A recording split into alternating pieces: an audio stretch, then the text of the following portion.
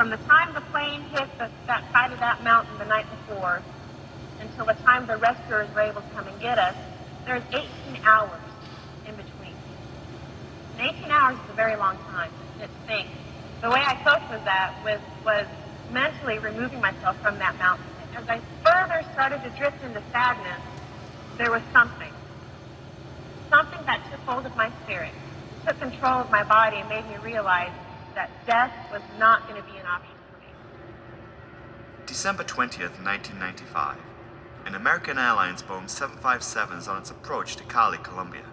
It's nighttime, it's cloudy, and the pilots have made a series of mistakes they don't realize. The crew have inadvertently steered the plane off course and are flying directly into the side of a mountain.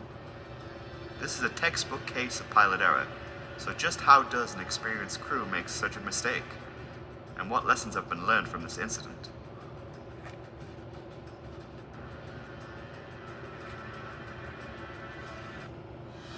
Come to Colonial Williamsburg in the season of renewal, where fascination springs to life in the city where a nation began. The revolution. Passenger plane ever built. Nowadays, the plane has started to see retirement, but in the 1990s, it was state-of-the-art, and every airline wanted one for their fleets. It's a large, narrow-body airliner with capabilities for medium long-haul flights. It was equipped with brand new avionics and GPS technology. American Airlines had dozens of these planes, with many of them based out of their Latin America hub in Miami. From here, American Airlines flies to nearly every country in Latin America. Today, we are going to be looking at their service to Cali, Colombia on December 20th, 1995.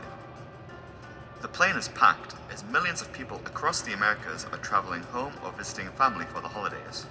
Nearly every seat is filled on the 757, and at just after 6:30 p.m., American Airlines Flight 965 takes to the skies 2 hours late due to heavy flow of traffic at Miami, heading south towards South America. The captain on the flight was Nicholas Tafuri, aged 57. He has over 2,000 hours in the 757, whereas First Officer Donald Williams, aged 39, has much less flying experience in total, but roughly the same amount of flying hours in the 757 as the captain. The cabin crew on the flight were all Colombian natives, who had flown the route countless times, having worked the route for previous airlines, and had opted to take the flight to spend time with families in Colombia.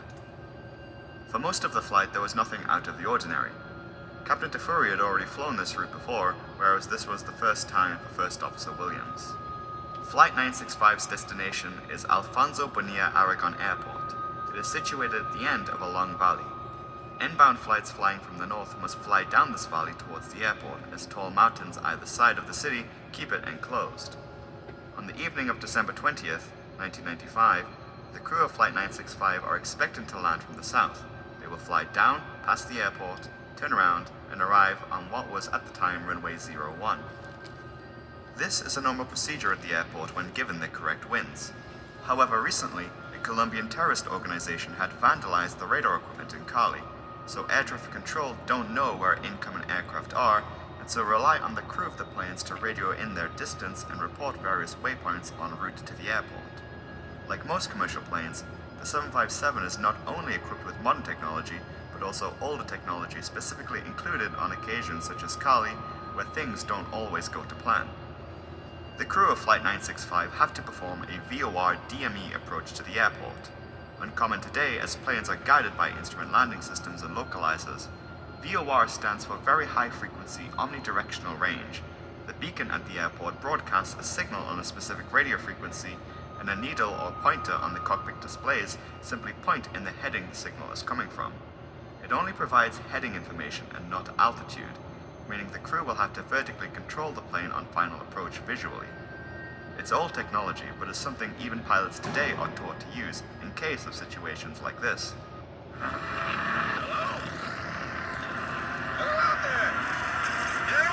Is an extension of the VOR, an update to the beacon that gives crews a precise distance to the beacon.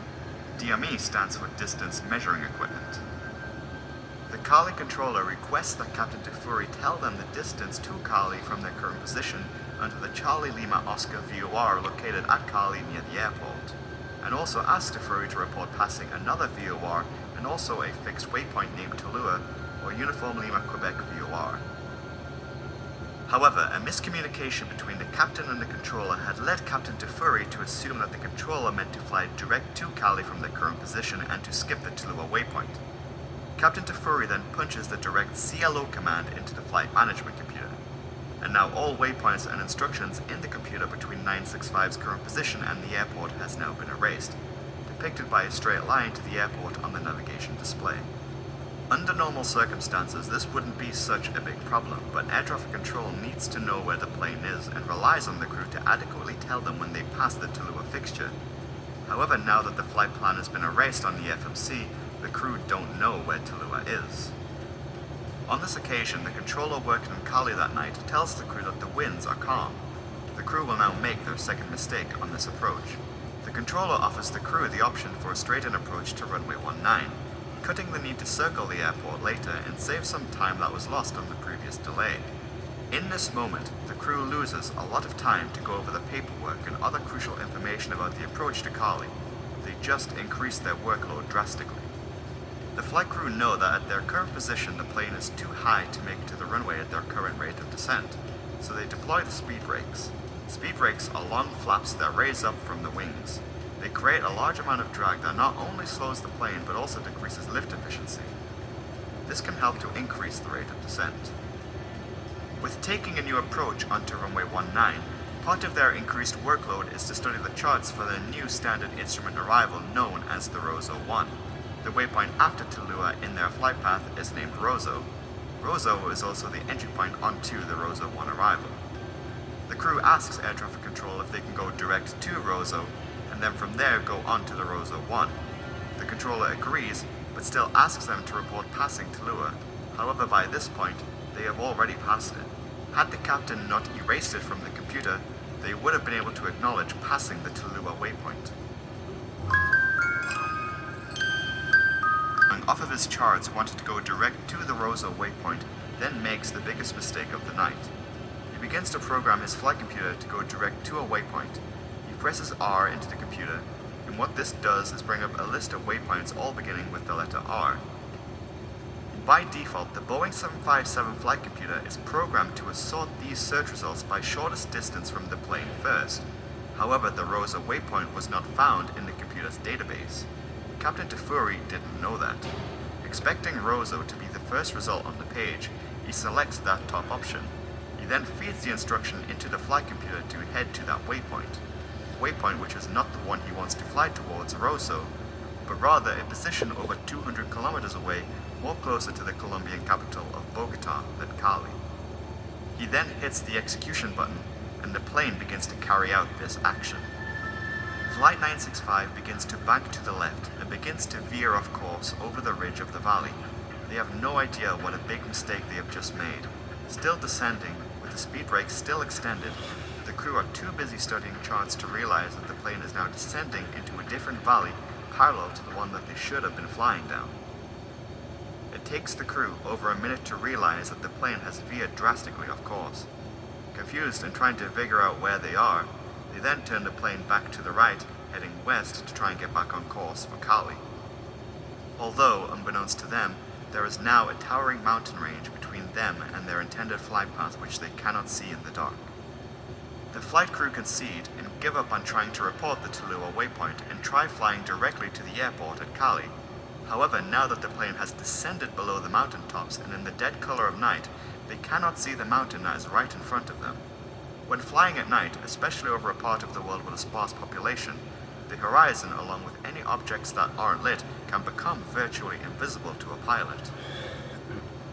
The Ground Proximity Warning System, or GPWS, begins to sound in the cockpit. This sound lets the pilots know that there is steep terrain very close to the plane. In this moment, the flight crew power up the plane's engines and pull back on the control column. However, they also forget to lower the speed brakes on the wings. These speed brakes, deployed only minutes ago, are now hampering the plane's ability to climb. The plane begins to climb at a much slower rate than normal. Captain Tefuri then pushes the plane's engines to its maximum thrust to try and wrestle the plane higher, but it's too late, and the 757 crashes into the side of a mountain. Survivors of the crash mention that the last sound that they could hear before the crash was the sound of the trees hitting the fuselage. There are 6 survivors of the crash. The first to escape from the fuselage was Mauricio Reyes. He is also able to pull Mercedes Ramirez Johnson from the wreckage.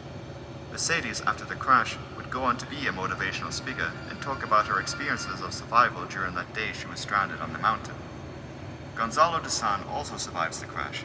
However, he is suffering from serious injuries, having damaged 2 vertebrae, but manages to pull himself out of the wreckage upon discovering that his 6-year-old daughter Michelle has also survived. Michelle, in comparison with the other survivors, has only minor head injuries and mild hypothermia, but is otherwise unharmed and still strapped in her seat. Her brother, Gonzalo de San Jr., has also survived the crash. However, he unfortunately dies 2 days later in hospital from severe head and chest injuries. All of these passengers were seated within a few rows of each other over the wing of the plane.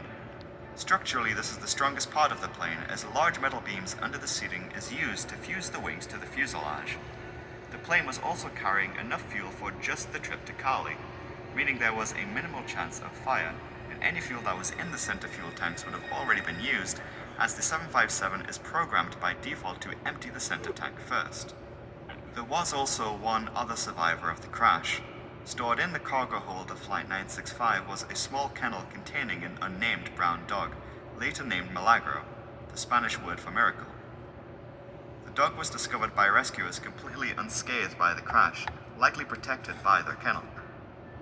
In the aftermath of the incident, investigators put this accident down to pilot error and an inadvertent controlled flight into terrain as a result of navigational errors. The event was also labeled as unsurvivable. A new terrain awareness system was developed and was equipped on all modern airplanes. This allows for a much clearer display of terrain on a pilot's navigation instruments.